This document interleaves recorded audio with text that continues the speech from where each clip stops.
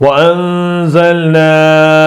إليك الكتاب بالحق مصدقا لما بين يديه من الكتاب ومهيمنا عليه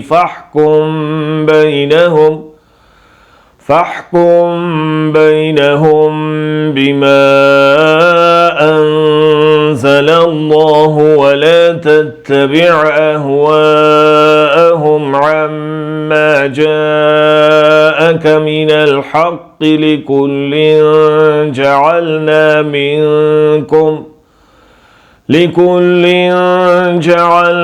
منكم شرعة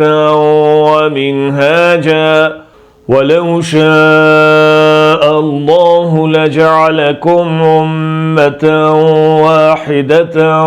ولكن ليبلوكم فيما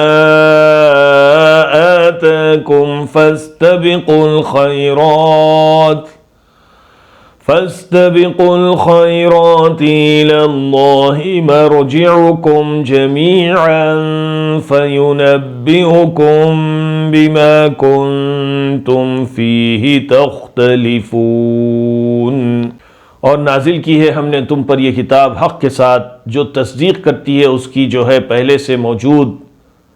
अल किताब में से, और निगहबान है इस पर, तो फ़ैसला करो उनके दरमियान उसके मुताबिक जो नाजिल फरमाया है अल्लाह ने, और न पैरवी करना उसकी ख्वाहिशों की, और न पैरवी करना उनकी ख्वाहिशों की उससे जो आ चुका है तुम्हारे पास हक़। हर एक के लिए मुकर्रर किया है हमने तुम में से एक दस्तूर और एक तरीक़ा, और अगर चाहता अल्लाह तो बना देता तुम सबको उम्मत एक ही, मगर ये कि आजमाइश करे वो तुम्हारी इसमें जो दिया है उसने तुमको, सो सबकत ले जाओ नेक कामों में, अल्लाह की तरफ तुम्हें लौटना है सबको, फिर यकीनन वो बता देगा तुमको वो जिसमें तुम इख्तिलाफ करते थे। And we have sent down to you the book of truth confirming that which was before it of the scripture and a criterion over it. So judge between them by that which Allah has revealed, and do not follow their desires from what has come to you of the truth. For each we have appointed among you a divine law and a clear way, and if Allah had willed, He would have made you one nation, but that He may try you in that which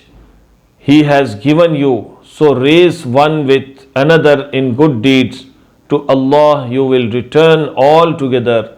He will then inform you about that in which you used to differ.